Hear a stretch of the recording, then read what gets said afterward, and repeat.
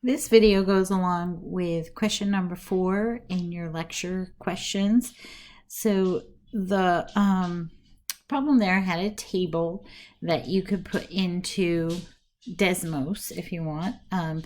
In the videos that accompany this, it shows using GeoGebra, Excel, and also the TI-84 calculator. But Desmos is a really good tool for this too, but I've got a template here that I didn't make this from scratch myself, but kind of used some of the resources in Desmos. So the first thing we want to look at is getting the table in there.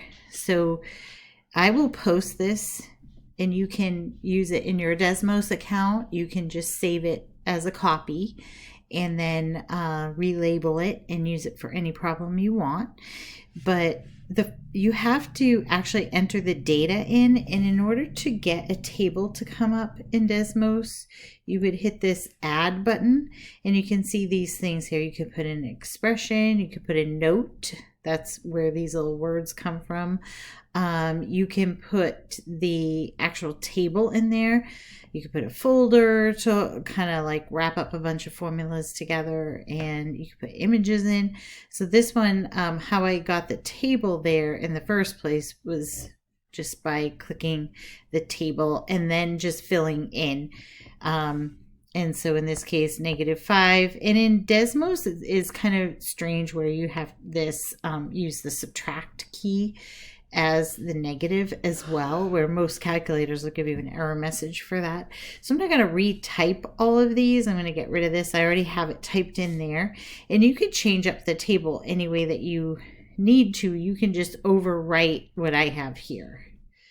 You can even blank them out and just have it as a template that's blank. You can just delete the numbers if you want and just save yourself a blank template, which I'll eventually do for you as well. So once you get all the values in there, then the expected value formula is right here.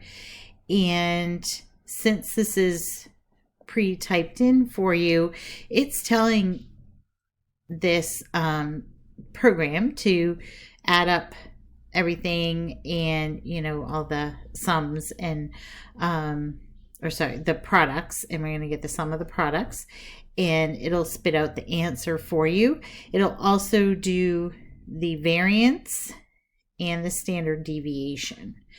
So I thought this might be a helpful tool just for problems that aren't binomial distribution, that are you have a probability table and you need to go through this process. So I will make a blank for you as well. I'll put both in a page in Canvas for you.